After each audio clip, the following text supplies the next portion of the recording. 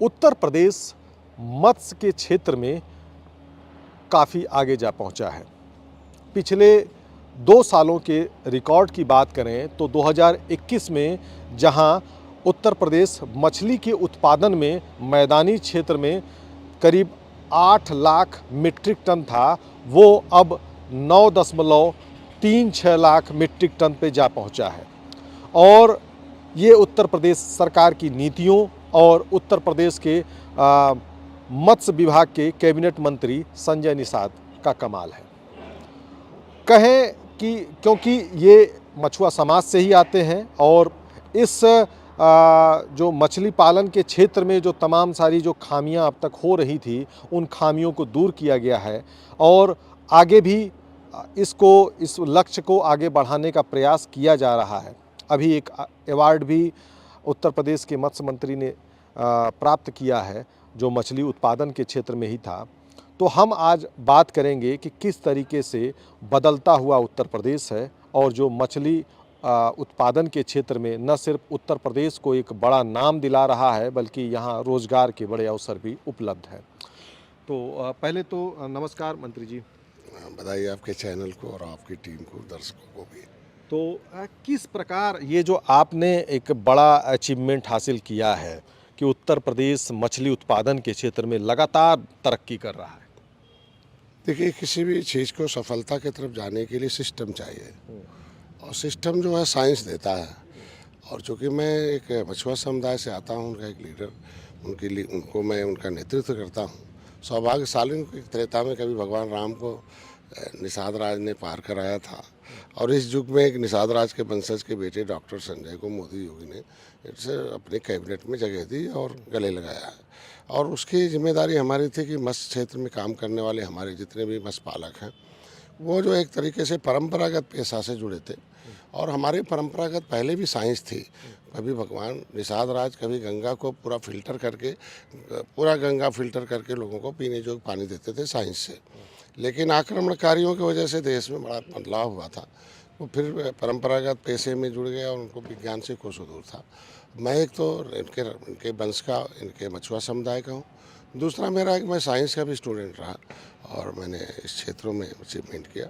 तो अभी जो टेक्नोलॉजी थी, मेरा मत्स्य विभाग जो था, एक तो एक उपेक्षित विभाग था, वैसे विभाग में अधिकारियों के साथ बैठक हुई और अच्छाई मेरे विभाग की है कि हमारे जो अधिकारी हैं, ज़्यादातर जो अधिकारी हैं वो मत्स्य क्षेत्र में ट्रेंड लोग हैं, फिशरी सेक्टर के ट्रेंड लोग अधिकारी थे। लेकिन उन्हें नीतियों बनाने का अवसर नहीं प्राप्त होता था पिछली सरकारों में। आज जो भी कुछ वो बनाते भी थे तो उसे जो था वो बेचारे धरातल में नहीं ला पाते थे।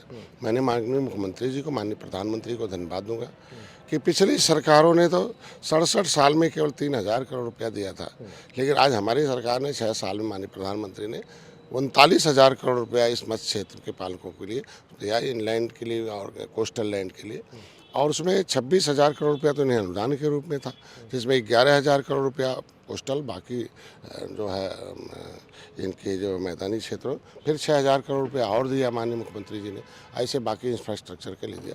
प्रधानमंत्री मत्स्य संपदा योजना में हमारे यहाँ मछली पालन क्षेत्र में जो भी काम करता, उत्पादन बढ़ाने के लिए हमें उत्पादन के क्षेत्र में जो भी सिस्टम है, हमें उसके मछली के बॉर्डर, उनके बच्चे, हेचरीज, उनकी दवाई, उनको और उसे जिस तरीके से आदमी होता है, हम वातावरण खोजता है, उसी तरीके मछली वातावरण खोजती है। तो ऐसी स्थिति में प्रधानमंत्री ने जो प्रधानमंत्री मत्स्य संपदा योजना दिया, उससे हमारी महिलाओं को 60%, एससी को 60, पुरुषों को 40 दिया और बहुत आसान था। पहले बड़ा कठिन नियम था, मत्स्य समृद्धि फार्म था, सामान्य लोग नहीं भर पाते थे। फिर उसको हटवाया, पोर्टल लाया, सीधे गांव का किसान गरीब अपने मोबाइल में fishery.up.gov.in टाइप करे, अपने आप आ जाएगा और भर के फार्म बिना पैसे का। पहले कचहरी का चक्कर लगाता था, एफिडेविट लगवाता था, पता चला पहले वो लीज पर ज़मीन लेता था, फिर फार्म भरता था, पता चला उसको अनुदान नहीं मिलता था तो नाराज़ हो जाता था। अब ये हुआ कि नहीं, एक पन्ने पर लिख कर दे दे कि नहीं, मैं इनको अपना खेत किराए पर दे रहा हूँ और जब इनको मिल जाएगा तो हम रजिस्टर्ड लीज कर देंगे। अब एक पन्ने पर खुद का सेल्फ हैंडेड जो है हस्ताक्षरित शपथ हो, मतलब उनको बिना एक पैसे लगाए फार्म भर ले, जिसे आसानी से अनुदान प्राप्त कर ले। पहला तो ये मिला। दूसरा, हमने इनके जो मत्स्य पालन के में जो हमारा मत्स्य बीज उत्पादन था, हेचरीज में ढेर सारी हेचरीज, उसको हाईटेक किया गया हमारे खुद निगम की 9 हेचरी थी, उसको हमने हाइट किया। यहाँ नहीं, हमने उत्पादन के क्षेत्र के साथ साथ मत्स्य का बीज का उत्पादन था, उसमें भी 189% का वृद्धि किया 1 साल के अंदर। तो हेचरीज 9 थी, उनको हमने स्टार्ट कराया ठीक संग से, प्रोडक्शन बढ़ाया। फिर बीज जब अच्छे हो गए तो अच्छे उत्तम, जब हम बीज उत्तम क्वालिटी के देंगे, बच्चा अगर स्वस्थ होगा तो जो ग्रोथ होगा वो अच्छा होगा, तो ब्रूडर अच्छा होगा तभी बच्चा अच्छा होगा। फिर होगा, फिर उनको दवा, उनका इलाज, फिर उनको मार्केटिंग के लिए, फिर हमने उनको ट्रांसपोर्टिंग के लिए भी सब्सिडी दिया, फिर उत्पादन में पोखरे खोदने के लिए दिया। फिर अभी हाई टेक में आ गया कि एक जो है, एक किसी भी दरवाजे पर एक बैकयार्ड है, बस खाली कुछ नहीं कर सकता, एक 18 फुट का टिन है, उसको घेर ले और वो नट बोल्ट से कस दे, एक प्रोपलीन पाउडर, एक आता पॉलीथीन डाल दे, 10 साल के लिए गारंटी है, और उसमें 1 किलो पाउडर डाल दे, अब गुड़ डाल दे, पानी में हिला दे, 1 हफ्ता रख दे पानी में, फिर बैक्टीरिया हो जाएगा और फिर उसमें बच्चे डाले बढ़ने लगेंगे। बायोफ्लॉक जो बैकयार्ड है घर के पास है, बायोफ्लॉक है, कम जगह में टैंक बनाकर, पक्का टैंक बनाए, चाहे फाइबर टैंक बनाए बना के, तो अनुदान देकर हमने 50 लाख में 30 लाख है, दुकानें खुलवाया, मार्केटिंग के कियोस्क लगवाया, कियोस्क मतलब जिंदा मछली हो या फिर स्टोरेज हो, फिर रियरिंग यूनिट, मैंने ब्रूडर मतलब उनके बच्चे छोटे हों, जीरा बनता, फिर उनको हमने जो है मत्स्य बीज के रियरिंग यूनिट, मतलब एक तरीके से बीज बैंक बनाया जिससे कि अधिक से अधिक रहें। तो इस क्षेत्र में एक तो हमने लगातार प्रशिक्षण किया, जो शिक्षित प्रशिक्षित दक्ष होता है निश्चित सफल होता है। तो ऐसे हम मत्स्य पालकों को शिक्षण प्रशिक्षण बहुत स्पीड से कराया, और हर क्षेत्र में शिक्षण प्रशिक्षण कराकर जो भी उनके लिए अनुदान हो सकता है। मुख्यमंत्री संपदा योजना, पहले हमारे पट्टेधारक बेचारे पट्टा ले लिया, उनका पैसा नहीं होता था, और हमारे यहाँ एक तो ऐसे ही न खेत है, न बारी है, न कुछ है, तो पट्टा ले लिया तो पैसा न होने के नाते जो मछली है उसी से उत्पादन करते थे। अब उनको हम लोग 3,20,000 माननीय मुख्यमंत्री संपदा योजना में 5 एकड़ पर 3,20,000 अनुदान दे दिया। अब 3,20,000 पा गया तो पोखरा सही कर लिया, दवाई ठीक से डाल दिया, बच्चा डाल दिया, जाल ले लिया, नाव ले लिया, मार्केटिंग, ट्रांसपोर्टेशन सब कर लिया, तो उसका उत्पादन बहुत तेज़ बढ़ने लगा। मुख्यमंत्री संपदा योजना है, निषाद राज बोर्ड, मछुआ कल्याण कोष की भी स्थापना की, उससे भी हम उनकी सहायता और करेंगे। शिक्षा, स्वास्थ्य, रोजगार में हम उनको ला रहे हैं। तो इस तरह के हर क्षेत्रों में मैंने काम किया, जिसकी वजह से मैं मत्स्य पालकों को और अपने अधिकारियों को, जो इन्होंने शिक्षण प्रशिक्षण में भाग लिया, और ढेर सारे ऐसे उत्कृष्ट मत्स्य पालक थे जिन्होंने ओपन अपना विजिट के लिए रखा, जो उसको देखकर, जैसे होता है विजिबल बिलीबल होता है, देखकर विश्वास करता। तो ऐसे बहुत मत्स्य पालक हैं जो इस क्षेत्र में बहुत बड़ा योगदान प्राप्त किया।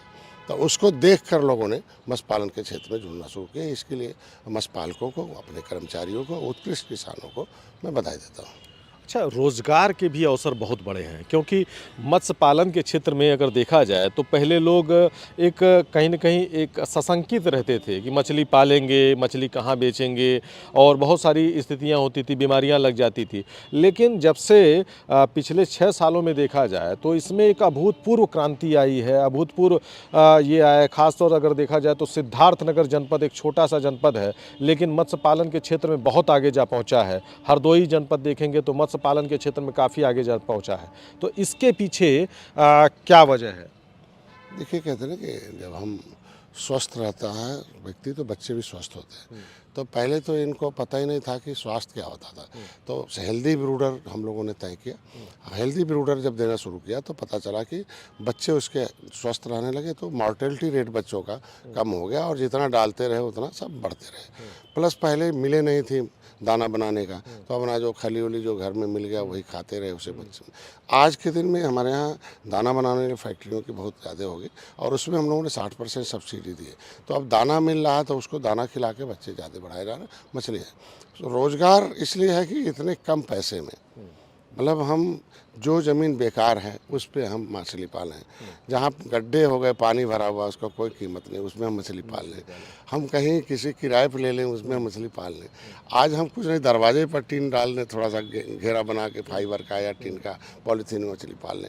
हम टैंक बना के कम जगह में छत पर टाप मान रहे। एक्वापोनिक आज के दिन में हम धान लगाते हैं तो धान में जैसे लगा देते हैं, पानी भरना ही रहता 3 महीना, और उसमें भरा मछली पाल दें। तो ये तमाम तरीके अपनाए गए, जिसकी वजह से इसमें रोजगार के साधन। हम लोगों को बताते हैं धन की देवी जो लक्ष्मी है वो कमल पर रहती है, और कमल तो पानी में खड़ा रहता है। तो इसके मतलब लक्ष्मी असली पानी में, और रोजगार लक्ष्मी के लिए है, पैसे के लिए है। अब किसी बैंक में पैसा डालें तो 10 साल बाद दुगना होगा, 10,000 डालेंगे, लेकिन हमारे मछली में डाल दें 10,000 तो 1.5 साल में दुगना हो जाएगा। तो ये चीज़ें एक तो रोजगार के साधन है, प्रोटीन युक्त भोजन है, ओमेगा 3 भी है मछली में, प्लस हमारे पास जो आज के राजस्व की वृद्धि है। जैसे हम आज के दिन में, पहले कृषि मंत्रालय के अधीन हुआ करता था मत्स्य मंत्रालय, मैं प्रधानमंत्री और गृह मंत्री को बधाई दूंगा। केंद्र में मत्स्य मंत्रालय किया, उत्तर प्रदेश से मत्स्य मंत्रालय को। और जब मंत्री कोई मंत्रालय आ जाता है तो उसके अधिकारी कर्मचारी थोड़ा सा अनुशासन होकर काम करते हैं, समय सीमा के अंदर सभी योजनाओं को धरातल पर पहुँचाते हैं।